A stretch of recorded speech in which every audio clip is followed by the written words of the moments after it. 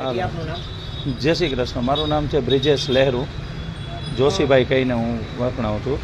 શું કહેશો, એક તમે સારું એવું કાર્ય કરો છો, જ્યુસ ફ્રી હા. આપો છો, હા. એના માટે શું કહેશો? એકચ્યુઅલી અમે આજે કેન્સર હોસ્પિટલે એકવાર અમે ગયા ત્યારે અમને ખબર પડી કે માણસો ત્યાં કેન્સર હોસ્પિટલની અંદર એટલી હાલત ખરાબ છે કે માણસો ગામડેથી, દ્વારકાથી, કલ્યાણપુરથી, સોમનાથથી, બધેથી ઘણા બધા માણસો આવે છે અને કોઈ હાવ નીચે કક્ષાના બિચારા માણસો હોય છે જે કંઈ કરી નથી શકતા. તો ડૉક્ટર એને ઓપરેશન કર્યા પછી ડૉક્ટર એને કહે છે કે આને નળીમાંથી પીવાના જ્યુસ ગોતો. ત્યારે માણસો અહીંયા આવી અને નળી માટેના જ્યુસ ગોતે છે. ત્યારે વેપારી લોકો એ લોકો પાસેથી એક જ્યુસના આવી રીતે જ્યુસ આવે, એક જ્યુસના 120 રૂપિયા, 100 રૂપિયા તરીકે લે છે. અને અત્યારે બિચારો માણસ, ડૉક્ટર તો એમ કે 2 કલાક એટલે દિવસના 7-8 જ્યુસ થઈ જાય, કેવી રીતે એ પૈસા કાઢે 120? ત્યારે મને એવી લાઇટ થઈ કે આપણે પણ એક એવું કાર્ય કરીએ કે આવું જ્યુસ આપણે ફ્રીમાં ને એવું ચાલુ કરીએ કે માણસોને આટલા બધા પ્રોબ્લેમ છે તો આપણે થોડાક તો એને હેલ્પફુલ બનીએ. એટલા માટે મેં બધા જ્યુસનું ને એવું બધું ચાલુ કર્યું. તો બધા જે નળીમાંથી પી શકે એવા બધા જ્યુસ અમારે ત્યાંથી મળે. જેવી રીતે પાલકનું જ્યુસ છે, ટમેટાનું જ્યુસ છે, બીટનું છે, ગાજરનું છે, દૂધીનું છે, પછી બીટનું છે, મગનું પાણી, દાળનું પાણી, ચોખાનું પાણી, તુવેર દાળનું પાણી, દૂધ છે, ખીર છે, આ બધાય જ્યુસો અમારે ત્યાંથી 24 કલાક તમને ફ્રીમાં મળે. કોઈ પણ ચાર્જ દેવાની જરૂર નથી. અને અમે લોકો આ સંસ્થા અમારા સાથે જ ચલાવીએ છીએ કે અમે કોઈ પણ માણસનું ડોનેશન લેતા નથી. અને કોઈ પણ માણસ પૈસાદાર હોય, દાખલા તરીકે પોરબંદર નામના થોડાક દિવસ પહેલાં મેયર આવ્યા હતા, એ કે અમે તો કરોડપતિ છીએ ભાઈ, અમારી પાસે પણ જ્યુસના પૈસા અમે કેપેબલના નથી લેતા. ને એવું નથી કે અમે હોસ્પિટલ માટે જ છીએ. અહીંની કોઈ પણ પ્રજા, કોઈના ઘણા ગઈઢા મા બાપ હોય જે પી નથી શકતા, તો ઘણા માણસો આવે, ખીર આપો ને, તમે દૂધ આપો ને, જ્યુસ આપો ને. એ બધા અમારા જે જ્યુસ છે એની અંદર કોઈ પણ પ્રકારની મિલાવટ અમે કરતા નથી, કારણ કે ફ્રીમાં દઈ છીએ એટલે તમે સમજી ગયા છો. એટલા માટે આપીએ છીએ કે માણસનું સ્વસ્થ. અને અમે થોડા સમય પહેલાં તમે જોયું હશે કે નવજોત સિંધુની વાઈફને આ થયું હતું, એના ઇન્ટરવ્યૂમાં એને આ જ્યુસનો જિક્ર કરેલો હતો. તો આ બધા જ્યુસો અમે જે એને પીધા હતા અને દવા વગર એને કેન્સર મટી ગયું હતું.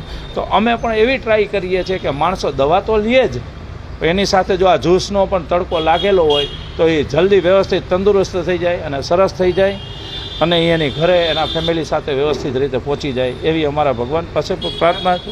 સેવા કાર્યમાં તમારી સાથે કેટલા લોકો જોડાયેલા છે? અમારે સેવા કાર્યની અંદર 6 થી 7 લોકો અમે ફેમિલી મેમ્બર જ છે. હું, મારી વાઈફ ને એ લોકો. અમે પહેલાં વિદેશમાં હતા, 20 વર્ષ પહેલાં વિદેશમાં રહ્યા.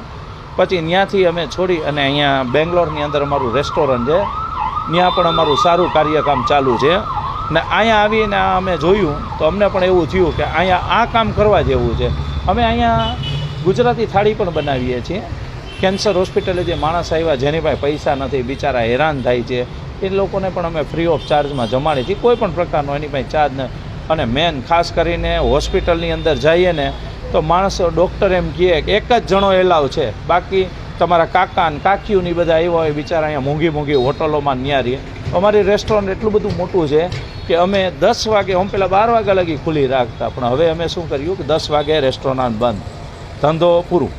હવે જે માણસો આવે ને એટલે અહીંયા ગોદડા, ગાડલા, ઓશિકા અને એવું બધું ઝાડુ પોતા મારી અને એ લોકો માટે પાથરી દઈને એ લોકો સૂઈ જાય.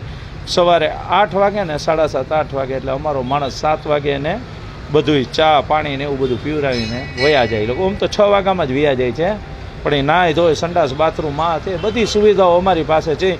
અને કોઈ પણ માણસ પાસે અમે 1 રૂપિયાનો પણ ચાર્જ નથી લેતા. અત્યારે કેવી ઠંડી છે, માણસો ઠંડીમાં આખો દિવસ બિચારા ત્યાં હોસ્પિટલની બહાર મચ્છર કાપતા હોય ને ચાની ટેકરીએ બેઠા ટાઈમ પાસ કરતા હોય.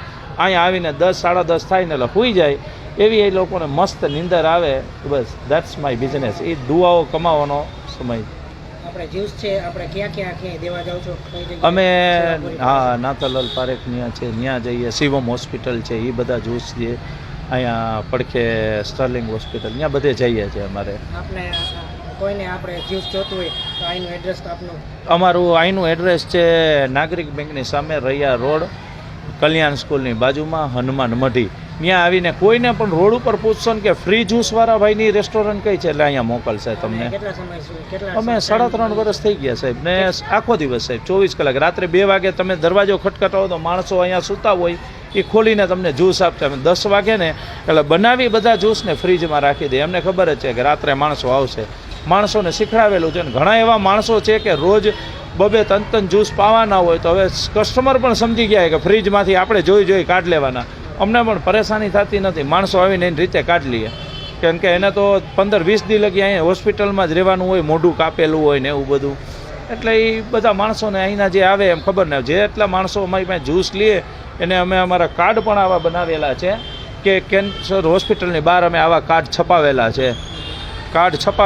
કે આ કાર્ડ રહ્યા ને એ બધા પેશન્ટો બહારના બેઠા હોય ને કહીએ કે અમારી હોસ્પિટલ બોર્ડ તો મારેલા જ છે અમે, પણ આ પણ કરીએ કે હાલો ભાઈ જોડા કાર્ડ ગયા કાંઈ વાંધો નહીં.